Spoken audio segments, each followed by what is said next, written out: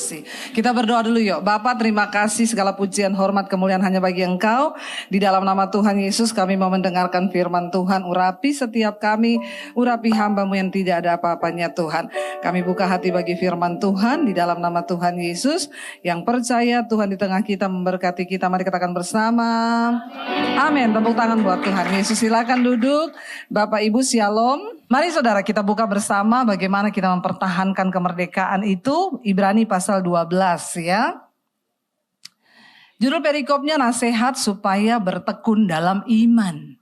Kita ini sudah diberi karunia iman, percaya sama Yesus itu anugerah. Karena untuk percaya Yesus itu pun kasih karunia.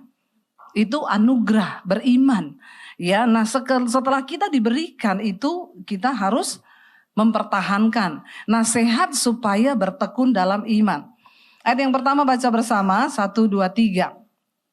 Karena kita mempunyai banyak saksi bagaikan awan yang mengelilingi kita, marilah kita menanggalkan semua beban dan dosa yang begitu merintangi kita dan berlomba dengan tekun dalam perlombaan yang diwajibkan bagi kita.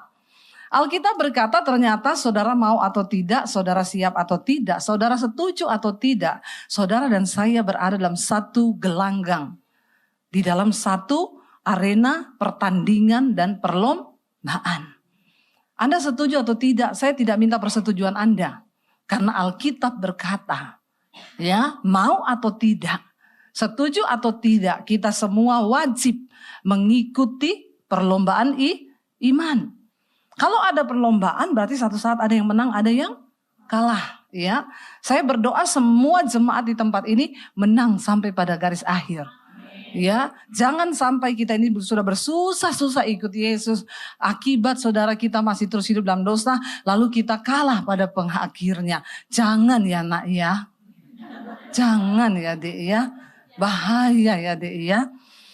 Ya sudah, mari kita kembali kepada ayat ini. Dikatakan kenapa kita harus berlomba sampai pada akhirnya? Karena kita mempunyai banyak saksi.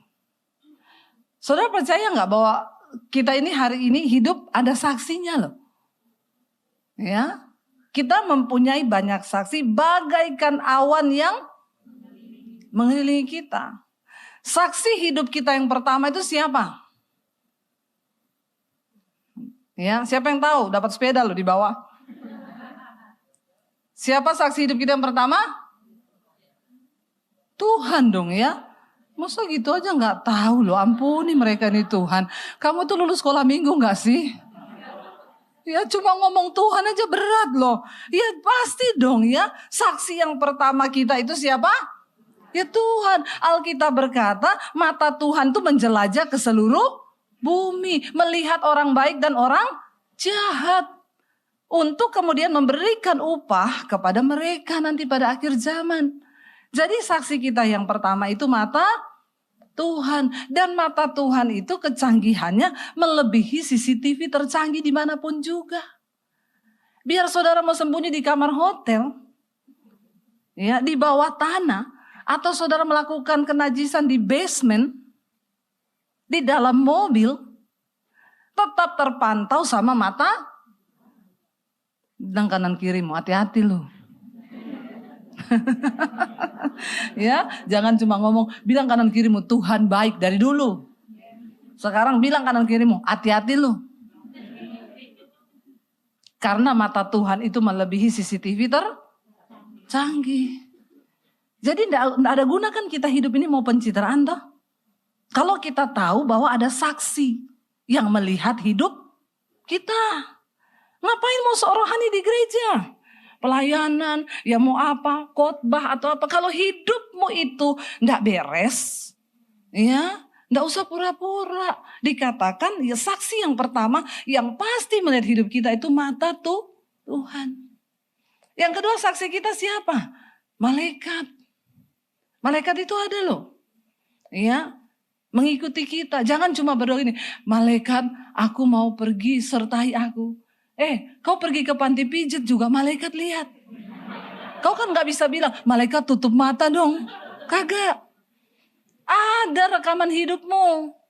Ada rekaman hidup kita. Nanti satu saat kita menghadap pengadilan Kristus, kata firman Tuhan. Ditanya, kamu pernah selingkuh gak? Demi Allah, enggak pernah. Ya, Tuhan bilang, malaikat buka channel 5. Ada rekamannya. Ya, jadi bapak-bapak, biar istrimu enggak lihat kau, ingat, ada CCTV-nya tuh Tuhan. Yang lebih canggih daripada CCTV manapun. Yang kedua, ada malaikat yang melihat. Yang ketiga, siapa saksi kita? Pura-pura enggak tahu. Siapa bilang yang kenceng, biasa aja. Nggak usah sambil melotot sama setan. Ini orang-orang sini ya, diam-diam tapi giliran gitu ya, bersemangat ya. Saksi kita yang berikutnya itu setan. Setan bisa lihat kita, tapi kita nggak bisa lihat. Ada yang bisa lihat setan sini? Ada loh. Orang Kristen sukanya lihat setan terus. Ya, ada saudara, banyak ya. Sampai saya bilang, kau ini lihat Tuhan nggak pernah, lihatnya setan terus, temenan kali ya. Saudara, kita tuh nggak bisa lihat setan. Ya, tapi setan bisa lihat kita. Dan kerjaannya setan mendakwah kita di hadapan Tuhan. Jadi kalau orang habis pelayanan di sini nyanyi, main musik, khotbah, lalu kau pulang, kau bersinah.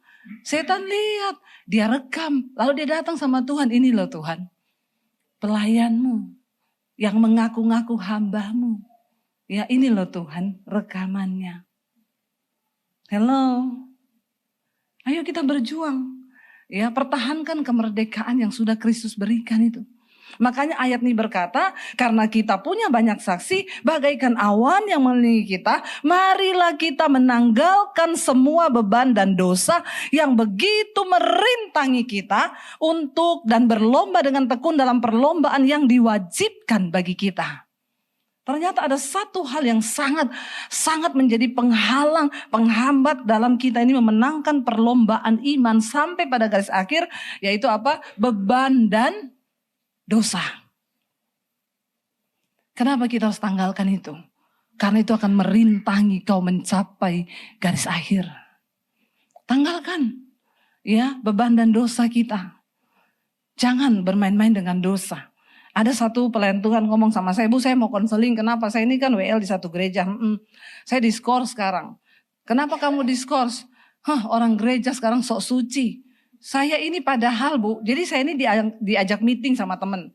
Saya itu nggak tahu, saya datang, ya dikasihlah alamat buat meetingnya. Ternyata itu di Kemang. Terus ya saya datang, ya makanya kok agak malaman. Saya nggak tahu ternyata di situ itu night club. Terus saya tuh ya dikasih minum lah, ya. Saya minum Bu, ya. Saya dijebak. Oh jadi waktu kamu minum wine itu rasanya teh tawar. Kan kalau dijebak gitu ya, nggak tahu kan rasanya. Terus akhirnya saya minum Bu, lagi saya minum difoto sama teman saya. Dia iseng lah diupload di story apa mana, ketahuan sama ketua komsel saya di gereja. Akhirnya saya diskors Bu. Ya nggak apa-apa, memang kamu berarti ya harus menjalani skors itu. Ya gini ya Bu ya, orang Kristen, orang gereja itu sekarang sok rohani banget. Padahal zaman dulu Yesus itu duduk sama pelacur dan orang berdosa. Saya bilang, kau tuh jangan putar-putar balik ayat ya. Tapi nggak ada di ayat di Alkitab dikatakan, lalu pergilah Yesus ke tempat pelacuran. Itu pelacur yang datang sama Tuhan Yesus karena dia mau bertobat. Lagian zaman dulu pelacur duduk sama Yesus yang berubah pelacur. Kalau sekarang pelacur duduk sama WL atau pendeta yang berubah siapa? Jawab. Jawab, gak usah malu, ngomong. Sok kamu ya. Saya bilang kau jangan putar-putar balik ayat. Zaman dulu beda, Yesus duduk sama pelacur yang berubah pelacurnya. Zaman sekarang pendeta duduk sama pelacur. Saya enggak ngomong loh ya. Untung enggak ada Pak Yosua. Tapi Pak Yosua tidak pergi ke tempat begituan. Lah kalau sekarang saya bilang pelayan Tuhan itu ada kriterianya. Ya kalau kamu sudah melayani Tuhan, janganlah kau pergi-pergi ke tempat dugem-dugem begitu. Yang isinya ya semuanya begitu. Kau sudah harus menjadi contoh. Amin. Ya, Karena di sekeliling kita ini banyak saksi. Ya, saya pernah diajak rapat dulu Natal sama pengusaha. Makanya saya lihat rapatnya jam 9 malam. Dikasih alamat ya, saya datang sama suami saya, ini kok tempat gelap ya. Saya masuk, ada cabai-cabean di situ. Ya, saya ke sana ada terong-terongan. Saya masuk lebih dalam lagi, ada terong dicabein. Waduh, bahaya nih tempat saudara. Ya. Saya bilang sama suami saya, ini tempat apaan saya? Suami saya bilang, ini night club. Lah kok kita pendeta diajak ke sini? Nggak lama datanglah pendeta-pendeta lain. Lalu pengusahanya bilang, silakan ya, kalau mau buka wine juga bisa. Ya pendeta-pendeta yang belum pernah rasa wine kali, ya buka. Saya bilang sama suami, kita pamit yuk. Kenapa? Bukan apa-apa saya, tiba-tiba ada rahasia. Terus KTP kita diminta semua. Terus polisinya bilang, pendeta. Tanda-tanda akhir zaman. Kenapa pendeta ada di nightclub? Lalu saya pamit pulang. Pengusahanya bilang, ibu belum makan. Enggak, saya makan di rumah aja pak. Nanti kasih tahu hasil rapatnya apa. Saya enggak ikut rapatnya. Ya, jangan saudara. Di sekeliling kita ini banyak saksi. Saksi yang berikut siapa? Satpol PP. Amin. Itu juga saksi.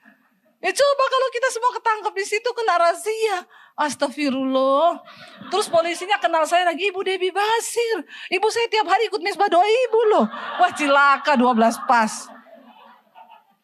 Saya mempermalukan nama Tuhan saudara. Ya ayo kita harus sadar. Makanya tanggalkan beban dan dosa yang begitu merintangi kita. Untuk menang sampai akhir perlombaan. Masuk surga itu enggak gampang. Saudara masuk ke istana presiden aja enggak gampang loh. Coba besok saudara ke istana presiden. Saya mau lihat bisa masuk enggak? Ya, enggak bisa. Prosedurnya itu ditanya, lu ngapain mau ke sini? Ada perlu apa? Ya. Harus dengan pakaian yang rapi, dengan tujuan yang jelas. Lah kok masuk surga sembarangan? Surga itu mulia. Lebih mulia dari istana presiden. Jangan main-main saudara.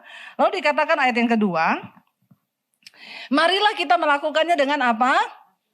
Mata yang tertuju kepada Yesus. Yang memimpin kita ke dalam iman. Dan yang membawa iman kita itu kepada kesempurnaan.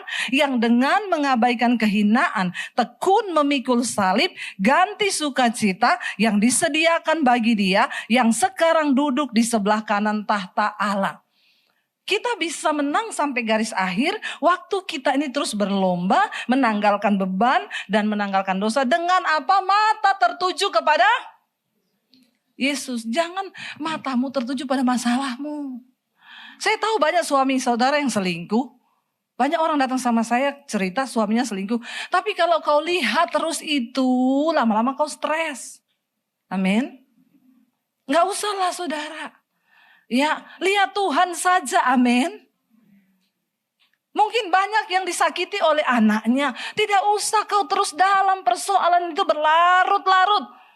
Tidak ada orang lain yang bisa memaksa engkau untuk bahagia selain dirimu sendiri dengan Tuhan. Amin. Ya janganlah. Saya sakit hati bu, kenapa? Saya dikata-katain bu sama adik saya. Dikatain apa? Sini saya baca ini bu, saya masih simpan omongannya dari 1 tahun lalu. Dia kasih lihat saya, ini loh bu, tiap hari saya baca ini bu. Saya bilang ibu, ya makanya ibu sakit jiwa.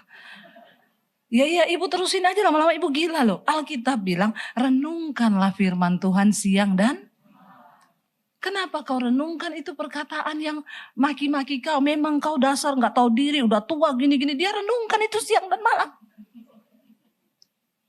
Dia ingat nih loh bu. Makanya saya sakit hati tiap kali saya baca ini bu. Sehari 3 kali saya baca. Oh gila kau sebentar lagi. Saya juga lama-lama stres loh dengan orang-orang Kristen ini. Masalahnya aduh Tuhan Yesus. Saya itu sampai nangis sama Tuhan. Belum pernah ada yang datang sama saya. Bu saya punya masalah berat apa? Saya mau diusir karena nama Yesus. Saya mau dibunuh. Belum pernah saya dapatkan. Adanya apa bu? Saya mau bunuh diri. Kenapa? Pinjol. Aduh. Urusannya kalau nggak pinjol, sakit hati, kepahitan, kecewa. Terus mau konseling lagi, saya bilang kau kan sudah tahu jawabannya tuh. Ya, jawabannya apa? Mengampuni, sudah mengampuni. Kau konseling sama semua pendeta juga tetap jawabannya sama. Jadi lebih baik kau melihat kepada Yesus. Tapi sekarang orang Kristen tuh memang masalahnya itu dicari-cari, saudara. Ya, ada orang konseling sama saya, Bu, istri saya lari. Kenapa istrimu lari? Makanya saya suruh pulang lah. Gak mau dia pulang. Lah pasti bapak ada salah. Salahnya bapak ini apa? Ya memang sih saya sudah 2 bulan ini gak kasih dia duit. Saya bilang, udah bagus kau gak dikasih kopi sianida, Pak. Istrimu 2 bulan kau gak kasih duit. Lah terus dia belanja buat makan apa? Ada ibu-ibu datang sama saya. Bu Debbie, saya bersyukur loh sama ibu. Saya tadinya mau cerai sama suami saya, nggak jadi, Bu. Saya berterima kasih waktu saya lari ke Bali, ibu yang temani suami saya terus tiap hari. Saya kaget, saudara. Siapa yang temani? Ibu. Jangan sembarang bicara ya, Bu. Saya nggak pernah loh temani suami orang. Maksudnya khotbah ibu, ngomong yang jelas. Ini ada suami saya di sini. Ya, ibu tuh kalau bicara, tolong ya. Yang khotbah saya, iya Bu, itu maksud saya. Jadi saya tuh udah mau cerai sama suami, ibu tahu. Suami saya ini kasar, galak, tukang bentak, pelit. Ibu tahu saya kalau pergi ke pasar tiap hari diantar sama suami saya. Sampai orang di pasar bilang, he's so sweet banget ibu. Kami tidak pernah melihat loh suami antar istri tiap hari ke pasar. Istrinya bilang, kamu tahu kenapa dia antar saya? Karena dia gak mau kasih saya uang. Kembalian 2.000 saja dia ambil. Kasihan ya. Jadi don't judge a book by. Kasihan loh. Orang lain lihat, so sweet banget ya. Dia pagi diantar ke pasar. Padahal karena pelit. Akhirnya saudara, istrinya bosen. Sudah tukang marah, maki-maki, emosian, pelit. Istrinya pergi ke Bali ke anaknya. Saya mau cerai Bu, udah gak kuat saya sama dia. Pergi, waktu dia pergi, suaminya baru terasa kehilangan. Gak ada yang masakin, disitulah dia bujuk istrinya pulang, istrinya gak mau. Lalu dia mulai cari-cari khotbah di YouTube, dia ketemu khotbah saya. Dia dengerin khotbah saya, dia mulai diubahkan. Dia WA istrinya, sayang, pulang sayang, aku sudah berubah. Istrinya gini, pret. Istrinya bilang, Tuhan aku minta tanda. Kalau suamiku berubah, enggak usah tanda apa-apa. Bukan dia tanda berbahasa roh sama saya, tidak. Dia transfer uang. Itu berarti dia sudah benar-benar bertobat. Ternyata kadang tanda itu tidak usah jauh-jauh ya. Ada ibu yang betul. Kayaknya curcol ya. Tolong suaminya dengar. Lalu saudara, besoknya dia WA lagi, sayang aku sudah berubah loh. Tiap hari aku nih dengar khotbahnya Ibu Debbie Basir. Mau coba kamu dengar, istrinya balas, pret. Hari berikutnya dia tanya, dia bilang gini, sayang aku tadi malam mimpi kamu. Di tengah keramaian kamu menangis. Istrinya bilang terus, dia tanya, uangmu masih ada enggak? Istrinya bilang, kenapa? Aku mau transfer uang buat kamu. Ya, minta nomor rekening, dikasih, ditransfer. Istrinya bilang, berubah ini. Tapi jangan 1 hari tok. Harus diuji coba. Sampai beberapa hari ke depan. Ya, akhirnya berapa hari kemudian suaminya tanya lagi, kamu gimana di sana, baik? Aku tadi udah transfer lagi ya. Istrinya bilang, berubah. Istrinya pulang, ketika pulang ternyata benar-benar suaminya udah diubahkan. Lalu mereka disatukan Tuhan, istrinya bilang, sampai sekarang saya sama suami tiap malam ikut mesbah doanya Ibu Debbie di YouTube. Kami mau berterima kasih Bu, kami tidak jadi cerai. Makanya jangan ada suami yang ya, mari saudara. Sebenarnya masalah-masalah yang kita hadapi ini masalah biasa. Asal mata kita ini tertuju kepada Yesus. Nggak usah alay lebay. Merasa diri ini sudah paling menghadapi masalah yang paling beban. Apalagi generasi sekarang itu. Baru umur belasan tahun. 20, 21, 22. Sudah langganannya psikiater. Sudah jadi langganannya psikolog. Nggak ada di sini ya? Astaga Tuhan. Belum berumah tangga loh. Udah bolak-balik ke psikolog. Coba saudara. Sehatkan jiwamu loh. Jangan jadi punya mental yang paling menderita. Aku tuh paling menderita. Coba kamu datang sama Tuhan. Ya apapun masalahmu. Ketika kamu sadar bahwa Tuhan mencintaimu. Maka kamu akan bisa melepaskan semua beban di hidupmu. Bilang, aku bisa Yura. Orang tua tidak ngerti. Cuma kita anak-anak muda saja. Bisa Yura, bisa. Jadi jangan bilang tidak bisa. Ketika kau datang sama Tuhan, bisa. Katakan, amin. Ayat yang ketiga berkata di sana, ingatlah selalu akan Dia yang apa? Yang tekun, ya, menanggung bantahan yang sehebat itu terhadap dirinya dari pihak orang-orang berdosa, supaya jangan kamu menjadi lemah dan putus asa. Ayat 4, dalam pergumulan kamu melawan dosa, kamu belum sampai mencucurkan darah. Jadi nggak usah alay lebay. Bilang kanan kirimu, nggak usah alay lu. Bilang, ya. Nggak usah alay lu. Masalahmu itu belum berat. Ya, tidak ada persoalan kita yang lebih berat dari apa yang Yesus tanggung. Katakan. Dia sudah membuktikan saudara. Dia pikul semua dosa kita. Dia yang tidak bersalah dijadikan kutuk. Dia yang tidak berdosa dijadikan dosa karena pelanggaran kita. Jadi tidak usah merasa terlalu berat. Ayat ini berkata, dalam pergumulan kamu melawan dosa, kamu belum mencucurkan darah. Belum toh? Ada di sini yang keringat campur darah? Iya, belum. Karena kita depresinya belum sehebat yang Yesus alami. Kita punya Tuhan yang menjadi teladan. Dia Tuhan yang pernah turun dari menjadi manusia. Kenapa? Satu kali ada orang tanya saya. Bukan agama Kristen. Bu, kalau Yesus itu Tuhan, kenapa dia jadi manusia? Saya bilang supaya kau tidak alay, Pak. Dengar ya jawaban saya. Supaya kau tidak alay. Loh kenapa ibu jawab begitu? Karena dia Tuhan yang turun menjadi manusia, merasakan semua kelemahan yang kau alami. Yesus pernah merasakan semuanya. Di mana di titik darah yang terakhir dia berkeringatnya itu campur darah. Kenapa? Pembuluh darahnya pecah. Menanggung depresi tingkat tinggi. Bapak sudah pernah mengalami gak keringat campur darah? Belum sih Bu. Kau tahu kenapa Yesus jadi manusia? Kita bersyukur punya Tuhan yang menjadi manusia. Yang merasakan setiap kelemahanmu. Jadi jangan kau berkata. Ya, jadi di sini dikatakan ayo ya tidak usah alay lebay. Berjuang sampai di titik penghabisan. Tanggalkan beban dan dosa, buang semua persoalanmu dengan mata yang tertuju kepada Yesus. Supaya kita mengalami kemenangan. Karena surga yang mulia itu hanya untuk orang-orang yang mau bayar harga. Amin. Kita bangkit berdiri bersama saudara. Saya berdoa untuk setiap kita boleh beroleh kekuatan.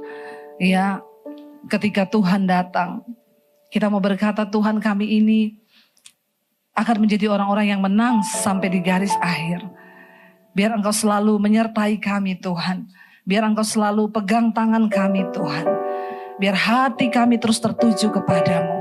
Setiap persoalan, beban, masalah yang kami alami. Kami tahu Tuhan Engkau sudah melewati yang lebih berat dari itu. Dan tidak ada satupun yang bisa membuat iman kami goyah. Karena kami percaya kami punya Tuhan yang hebat. Kami punya Tuhan yang sanggup memberikan kami kemenangan. Terima kasih Bapa. Kami membawa roh, jiwa dan tubuh kami ke dalam tangan Tuhan. Mari saudara saya berikan saudara waktu beberapa saat untuk merenungkan hidupmu. Kalau ada yang perlu engkau bereskan dengan Tuhan, bereskan itu di hadapan Tuhan. Datang di hadapan Tuhan. Bilang di hadapan Tuhan, ini hidup kami Tuhan. Kami tidak mau kalah di dalam pertandingan iman kami. Sebab Engkau sudah beri kami kemenangan. Engkau sudah beri kami pemulihan Tuhan. Kami tidak akan kalah dengan persoalan dan beban hidup yang kami alami. Biar mata kami terus tertuju kepada salib-Mu Bapa. Kau memberikan kami sebuah teladan. Kau memberikan kami sebuah kepastian. Karena itu Tuhan, jadikan kami pemenang-pemenang, supaya kami juga bisa memenangkan orang-orang yang lain yang masih dalam keterikatan. Dan hidup kami yang Kau pakai di hari-hari terakhir ini untuk menjadi berkat dan menjadi jawaban bagi banyak orang. Di dalam nama Tuhan Yesus kami berdoa mengucap syukur. Katakan bersama, amin, amin.